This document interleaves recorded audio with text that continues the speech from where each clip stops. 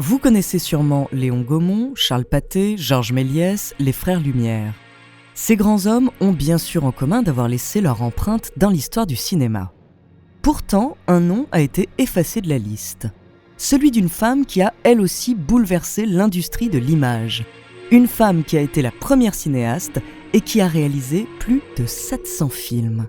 Son nom, Alice Guy. Derrière la caméra, découvrez sa true story.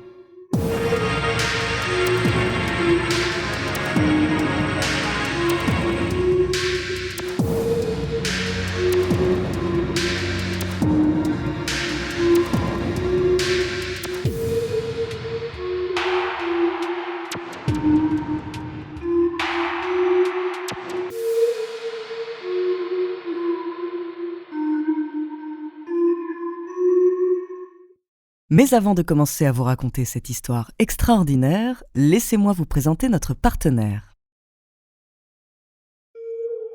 Bonjour, ici Andrea, bienvenue dans True Story. Alors aujourd'hui, je suis très heureuse de vous raconter l'histoire d'Alice Guy, qui a participé à la naissance du cinéma et qui pourtant est restée dans l'ombre car c'était une femme.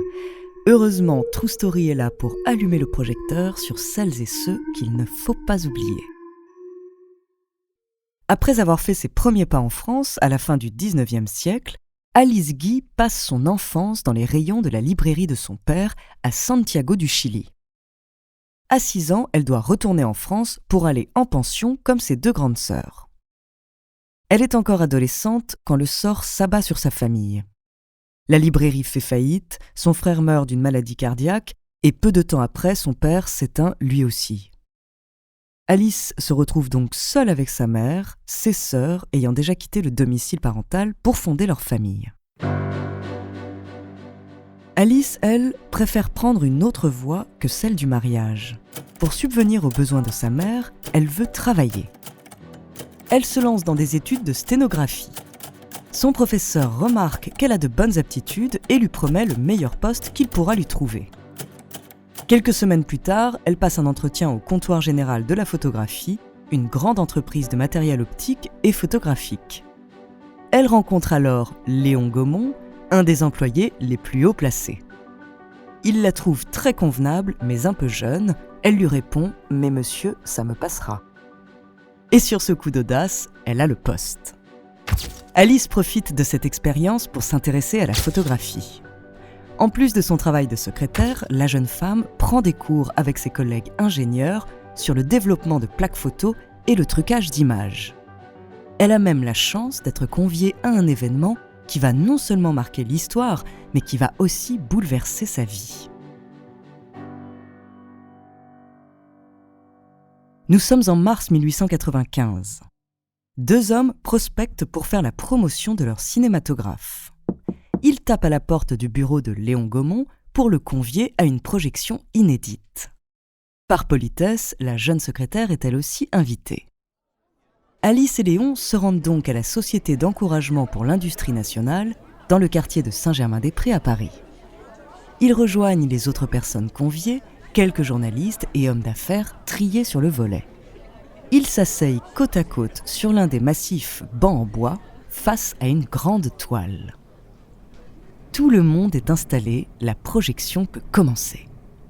Lumières éteintes, l'écran s'allume. L'image est d'abord fixe et soudain, elle s'anime. Le portail d'une usine libère des flots de travailleuses. On voit aussi passer un homme à vélo et même un chien. L'enthousiasme du public envahit la salle. Sur son siège, Alice Guy reste ébahie.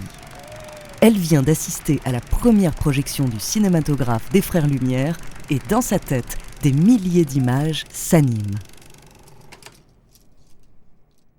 Suite à la projection, Gaumont a racheté le brevet du chronophotographe, un appareil qui permet de projeter des images, mais les ventes ne sont pas bonnes. La secrétaire a un plan pour remédier à cela. Selon elle, il faut donner des choses à voir avec l'appareil. Et justement, elle a quelques idées de films.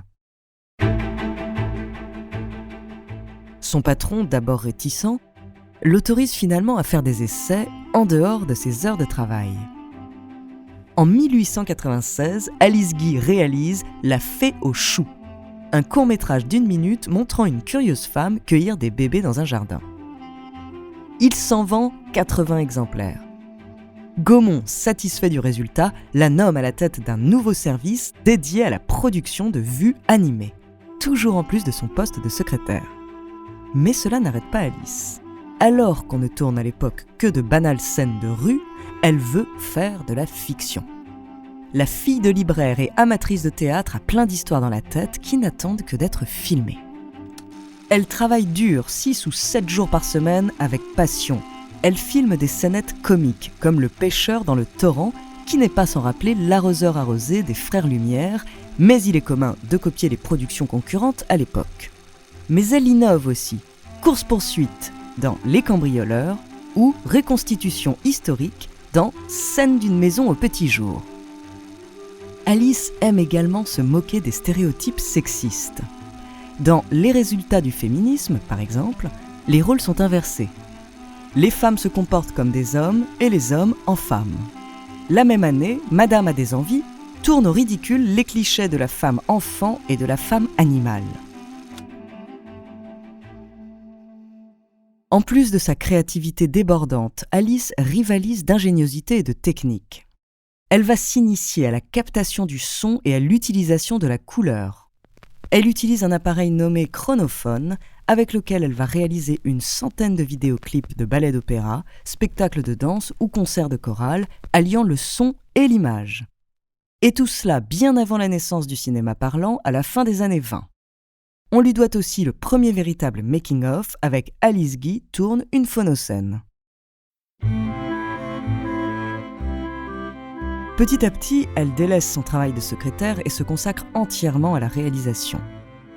Elle est toujours bien vue par son patron, les ingénieurs aiment travailler avec elle, seul le directeur de l'atelier semble avoir quelque chose contre elle. Il ne se gêne pas pour lui mettre des bâtons dans les roues, allant jusqu'à brûler les décors d'un de ses films. Cela n'empêchera pas la réalisatrice de sortir un de ses plus grands succès, La vie du Christ, le premier péplum de l'histoire du cinéma. C'est une vraie superproduction de 35 minutes avec 25 scènes, 300 figurants et de nombreux tournages en extérieur. Tout le génie d'Alice Guy s'y exprime, elle utilise les lumières d'une manière novatrice, la mise en scène est très intelligente.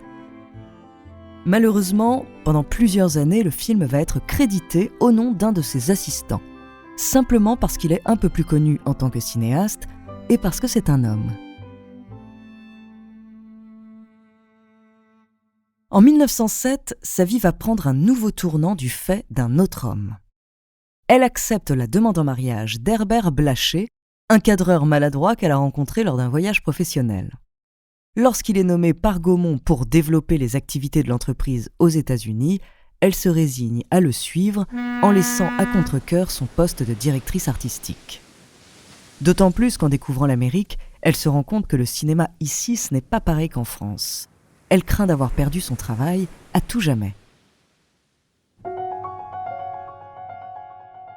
Il faudra attendre 1910 pour qu'elle reprenne le chemin des studios.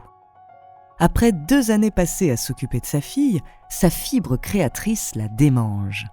Elle va donc marquer une nouvelle fois l'histoire du cinéma en fondant sa propre société de production, la Solax. Elle tourne des westerns, des drames, des comédies, des films de guerre. La machine est relancée et va repousser encore plus loin les limites du cinéma. Sur ses tournages, elle veut du réalisme. Pour les cascades, plutôt que du trucage ou des mannequins, elle engage des acrobates de cirque ou des animaux dressés.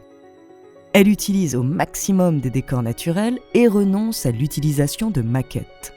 Son mari en fera d'ailleurs les frais en se blessant pendant l'explosion d'un bateau. Dans l'industrie cinématographique de ce début de siècle, elle s'impose également comme pionnière, d'abord en donnant ses rôles principaux à des femmes, puis en pleine ségrégation, alors que des acteurs blancs refusent de jouer avec des personnes noires, en tournant A Fool and His Money, le premier film joué par un casting 100% afro-américain. Elle cumule les succès, si bien qu'en 1912, elle est une des femmes les mieux payées aux États-Unis. La Solax ne cesse de croître, mais Alice va finalement en céder la direction à son mari Herbert, dont le contrat avec Gaumont vient de se terminer. De son côté, elle continue à réaliser des films, aussi bien à partir de ses propres scénarios que pour des commandes. Hollywood est en train de devenir la capitale du cinéma et il faut bien qu'elle y fasse sa place.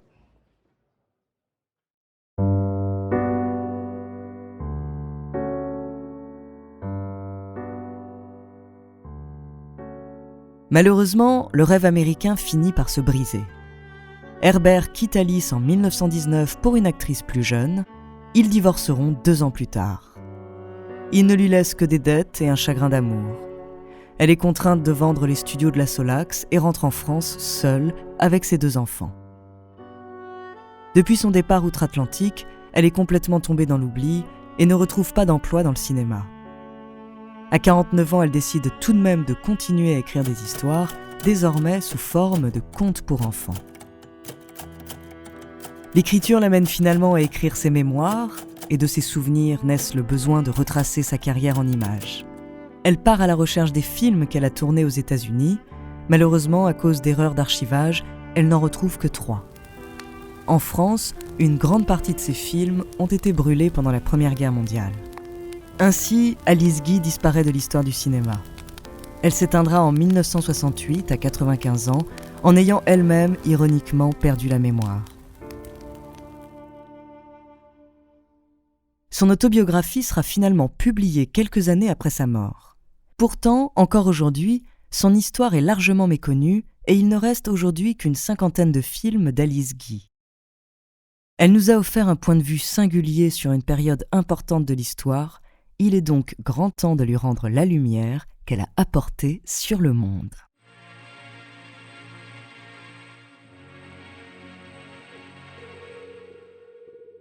Merci d'avoir écouté cet épisode de True Story.